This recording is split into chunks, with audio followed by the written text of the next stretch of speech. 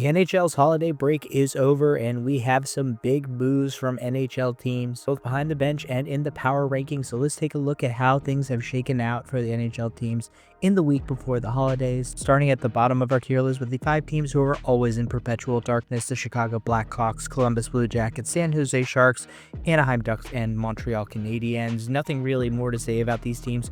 They're all watching the World Juniors very closely right now to see how future #1 overall pick James Higgins looks and imagining what he might look like in one of their sweaters. Another team that is firmly in the James Higgins sweepstakes but had a very good week in their dumpster fire of a season is the Nashville Predators. Last week the Nashville Predators played like they were an actual good team, the way most of us expected they would at the beginning of the year. They went 3-0-1 with wins over the New York Rangers, LA Kings, and Carolina Hurricanes. Very impressive wins, even though New York's on a downturn, and they lost in overtime to the surging Pittsburgh Penguins. Could this be the start of a turnaround for Nashville? Maybe, but in my opinion, they're just way too buried by their atrocious October and Novembers for this to really make a dent. In my opinion, start the sell-off now, tank for Higgins. But in any case, it's nice to see that Nashville still has some life in them. One tier above them, all on their own, the Buffalo Sabres, who finally managed to win a goddamn game for once in their lives. That's right, pop the champagne, Sabres fans. You managed to beat the New York Islanders very handily, by the way, 7-1, an impressive win over a pretty unimpressive team.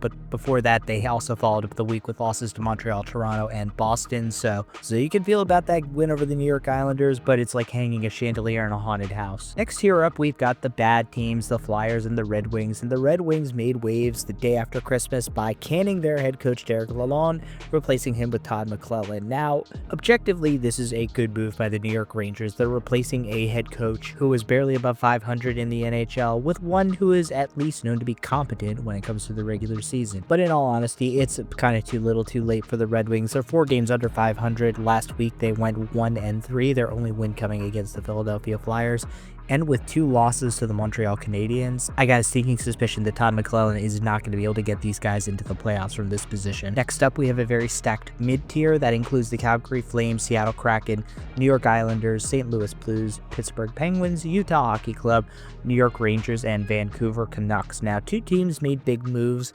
in this tier, the first being the Seattle Kraken, who had a bad week. They went 0-4 in the week before the holidays. That included losses to Chicago and Ottawa, along with losses to Vegas and Colorado. They're now 4 games under 500 on the year. And honestly, they're still a team that is in search of an identity, 3 years into their existence. On the other hand, in this tier, a team that had a good week is the Pittsburgh Penguins, who went 3-1 on the week with wins over LA and Philadelphia along with Nashville, but lost to New Jersey. Now, their 2 wins over LA and Nashville did come in overtime. They only lost by 3 to the Devils, though they did get shut out, and they did take apart the Philadelphia Flyers. It wasn't exactly the toughest schedule for the Penguins last week, but they now are over 500 and sneakily approaching a wild card spot. However, I don't think they're going to be able to hang on to it. Now, another team I have in their own tier is my babies, the Ottawa Senators. They were a team that I picked to make the playoffs before the season and who have disappointed me very mightily at the beginning of the year. This week, though, they proved me right. They went 3-1 with the only loss coming to Edmonton, beating up on some pretty mediocre competition out west in Seattle, Calgary, and Vancouver.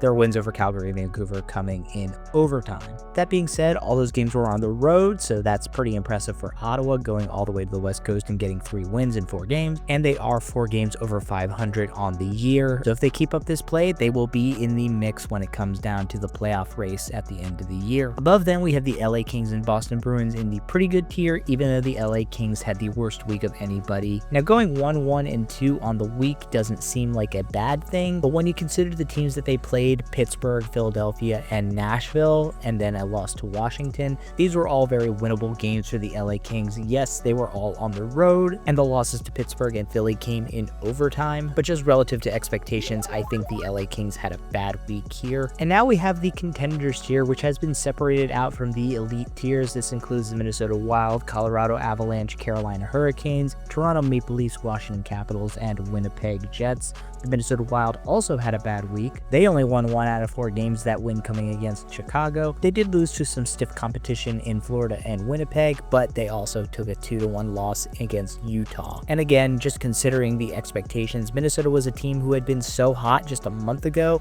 They're kind of starting to lose steam, and you would hope that even against a tough slate like this, they would be able to recover and at least break even. Now in the tier above them, we have the Tampa Bay Lightning, Dallas Stars, and Edmonton Oilers. These are the teams who, again, are not at the top of the standings in the NHL, but for my opinion, pound for pound in terms of talent, these are 3 of the top teams in the NHL. I will continue to believe in all of these teams and their talent when it comes to the playoffs, but I will acknowledge that they are not among the elite teams. There are 3 teams left who I think are the best in the NHL in reverse order: the Florida Panthers at 3, Vegas Golden Knights at 2, one of the biggest risers of the week, and the team that I have as the best in the NHL right now, the New Jersey Devils. Now, Vegas made a big move last week. They only played 3 games, and they were not against the toughest of competition, Vancouver, Seattle, and Anaheim, but they won all of them. And against Seattle, they took it to them with a 6-2 victory. In fact, in all 3 of their games, they combined to give up only 4 goals, which is impressive for a Vegas team that is known more for their high-flying action than for being a stout defensive team. But Vegas is among the best in the NHL.